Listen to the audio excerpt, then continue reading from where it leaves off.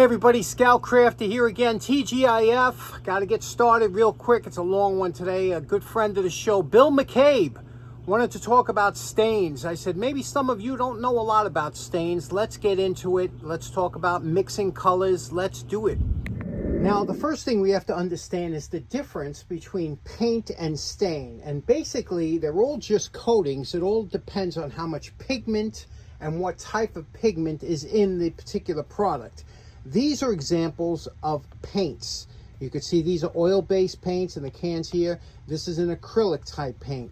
The only difference is the acrylic type is soluble and watered down using water to break down the pigments, where this uses a turpentine, a mineral spirits, or other type of thinner to break it down. So when you have oil-based, you have to use a solvent to break it down. When you have water-based, you use a water to thin it out. Now, all these paints have one thing in common, and that's they're considered opaque, meaning they'll cover in one coat. They're made to cover an item, okay? Now, the difference is this is stains over here. Stains is almost like a watered down paint. It's made to penetrate the wood and to leave a color behind. So it's a much thinner product. They do have something in between, like this thing here. This is called a wood dye, and basically it's a thinned out paint. Now, you could thin out all these paints, you could thin it out to make a stain, but because of the way the pigments are, sometimes you'll get an unusual finish unless you do it correctly.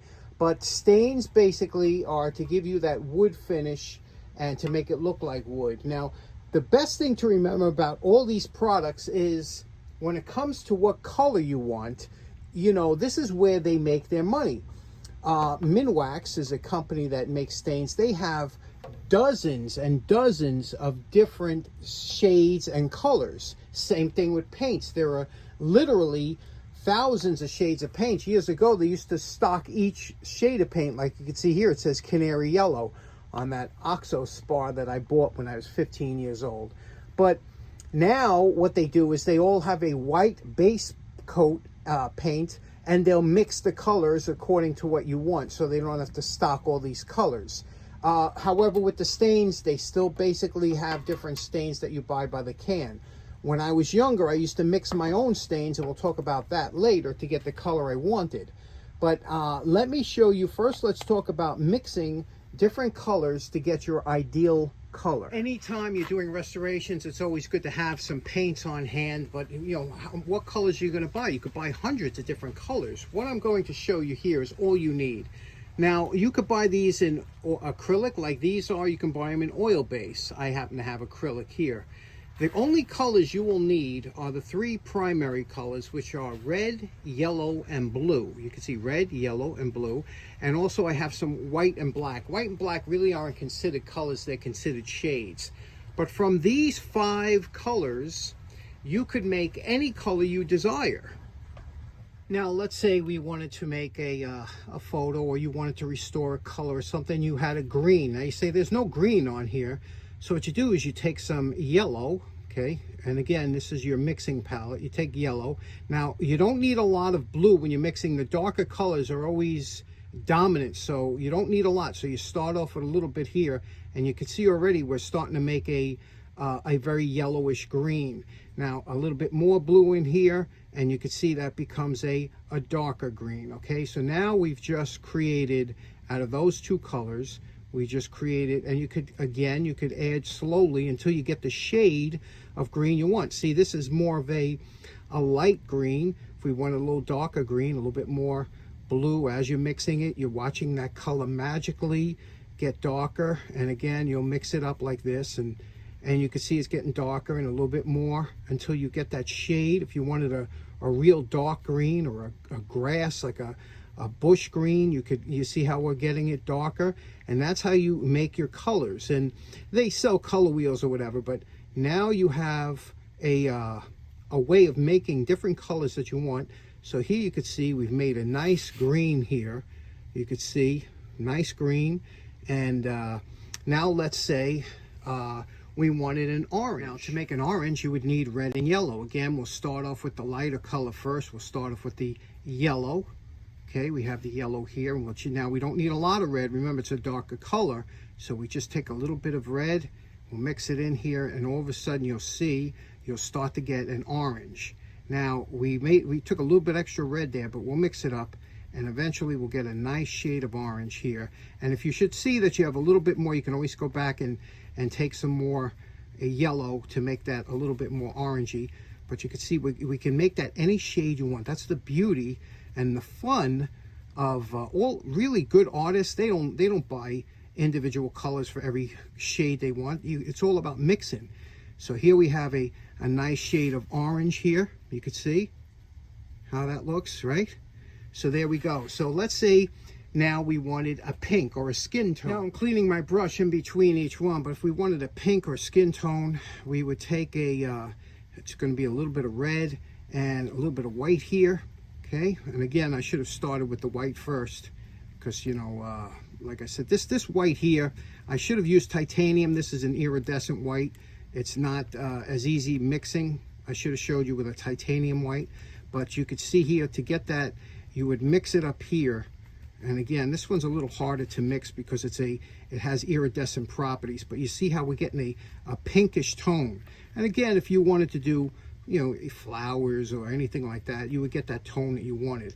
Now, you can see here, this is a pinkish, right? Pinkish tone here. And you say, well, you know, that's like a very pink, right? But if we wanted to darken that a little bit, we can always add, and again, going by the colors that you want, you can always add a little bit of red and a little bit of yellow. And again, that's it. Remember, the red and yellow is the orange. So now we're making the color we're getting is closer to many people's skin tone, because if you notice, there's a little bit of orange. You notice that? That's a little bit more skinish, right? Looks more skin color. But you can make any color out of here. If you want to make a purple, purple is blue and red. So we'll take a little bit of blue here. Okay, got some blue. There we go, some blue. We're going to mix in some red. Okay. And now that'll give us a shade of purple. Now, you can see what I'm doing here. It looks a little muddish because I have a big thing, but you'll see it'll work out. A little bit more red to get that nice purple color. And you'll mix it up and you'll see sometimes you need a bit more. And this is where you practice. We'll see, we're dragging it in, getting that color. You say a little more blue, a little bit more to get that color. And then sometimes it might look one way on the palette. The palette is what we're mixing it on. And it might look a little bit different on when you put it on paper, and you could see what comes through. But here you could see we have it's a little bit more brown. Okay, here we have kind of a darkish purple, you know. And so you could see how much fun this could be to get the correct colors that you want and how many different shades. And when we talk about shades, like I was saying about black and white, now here's titanium white. The other was iridescent white, not too good. We're going to take some titanium white here. See, that's a much whiter white. And when you're using your primary colors, you want to get the primary colors. You don't want to get like weird, you know, reds and weird. You just want to get the basics. Titanium whites will go. So here we're going to take some white because we want to make a gray. Okay, we're taking a good amount of white. Now, when you're dealing with black, very important to remember, you don't need a lot of black because black is very overpowering. Here we're going to just take a little bit on the brush here, a little bit, and look at this. Look how overpowered. But look at the beautiful shade of gray that we made here. This is a very light gray. I'll show you what that looks like. It's a very light gray here, and now we'll make it just a little bit darker. And I'll show you just with those two colors how many different shades you can make. And again, you see how overpowering the dark colors can be. Here's another nice shade of gray, right? And here we'll make one last dark gray. Now, again, if you notice, like you think sometimes you have what they call a battleship gray. Okay, now there's 3 shades of gray. Now if you wanted a battleship gray usually has a little blue mixed into it. You wouldn't realize it, but it has blue mixed in, or a slate gray. It's not what you would consider like a normal gray. You can see here the difference. So you can have different off shades of different colors, and it's just so much fun mixing colors and mixing paints. Once you know you only need those 5 colors.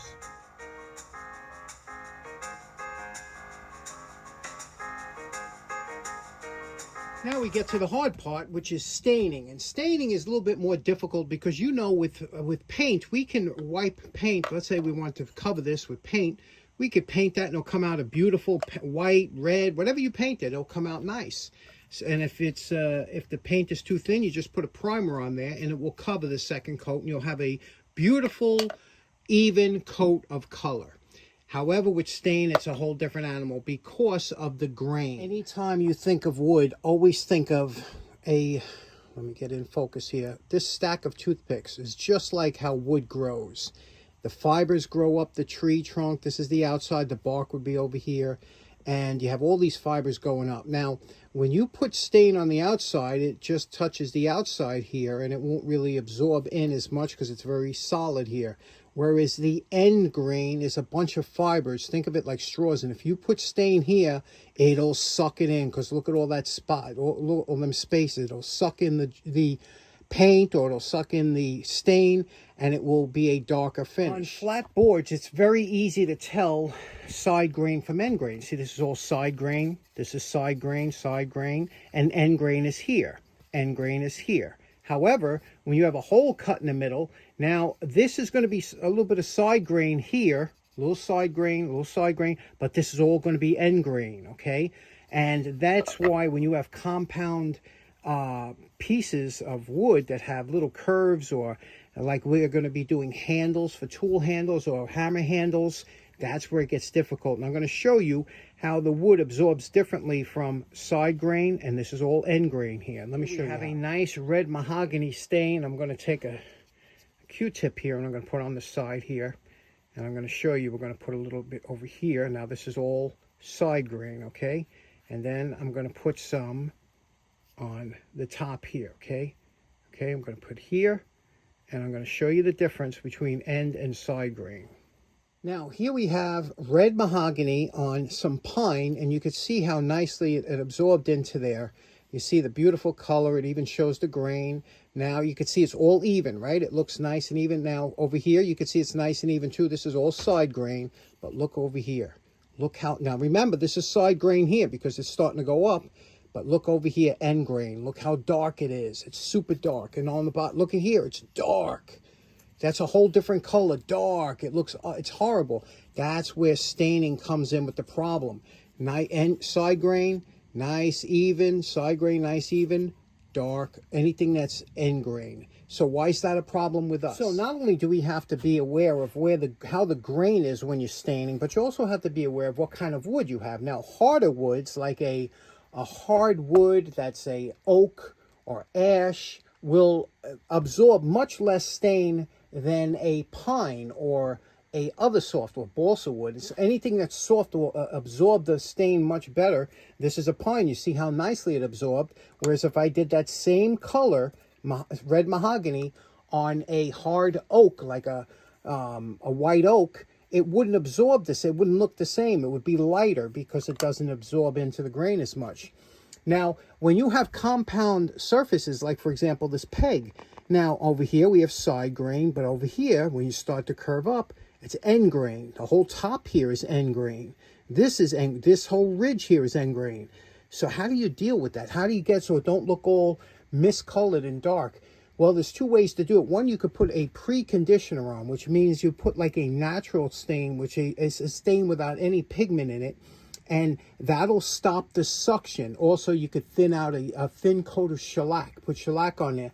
What that does, it puts a fine coat that absorbs a little bit into the grain, but it'll stop any extreme suction.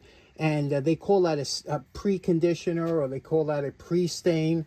And then that'll give you a better stain coverage. So when we deal with hammer handles and things like that, as it tapers down, you're exposing more of the end grain. And sometimes you get a little bit of unevenness, so that's why you have to be careful. And it's also it's good to have some kind of preconditioner on there so that'll absorb the stain and look even like this handle does here. Now this here is called a golden pecan stain, and you can see what color. This is the natural color of the wood, very light, and you can see the golden pecan gives it a nice kind of warm yellowish look. It's a very light stain, and that's on pine, but this is the same color on ash. Notice the difference in shades. So you see that ash doesn't absorb like stain, like the pine does. It gives you a kind of, it accentuates the grain, but it's really not making it that yellow tone like this is. It's a little bit different color. So when you have different woods, you have to experiment.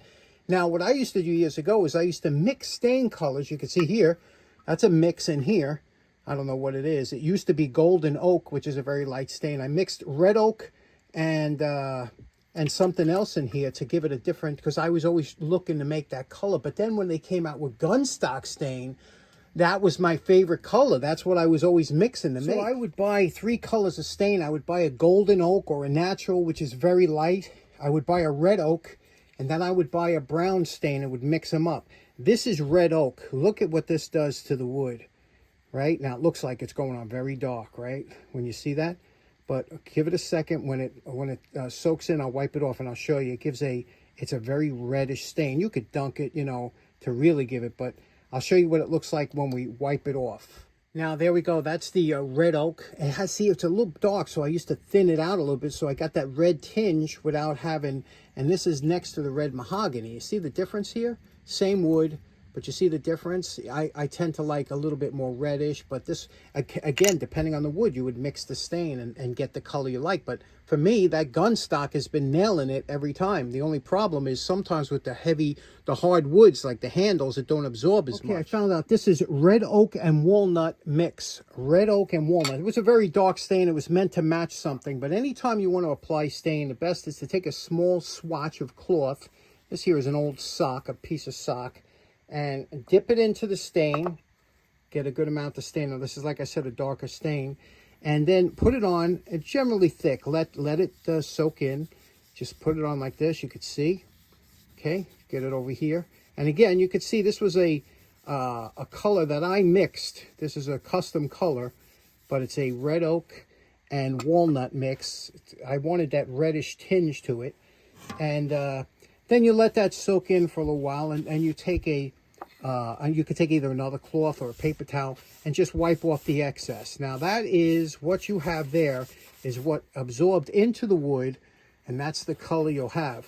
When this dries, it'll dry pretty close, but you know, it'll dry that, and then what you would do is you would put a shellac or whatever finish over it.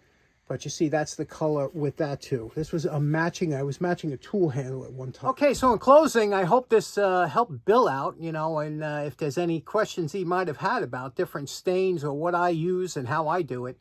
Like I said, I enjoy fooling around with stains. I love mixing colors, especially with paints, things like that. That's just always been a joy to me. And I hope it helps you out in one of your projects. By the way, tomorrow, Jacktown, if it don't snow, I will be there. The only reason, if it does snow, I don't have snow tires on my truck. I took them off because they were just too noisy, those loud tires. So, but if it's not snowing, I'll be there, and hopefully I'll be coming from Jersey, so hopefully it won't be too bad. Thanks so much for tuning in. Hope you have a great weekend. We'll see you again on Monday. Take care now. Bye-bye.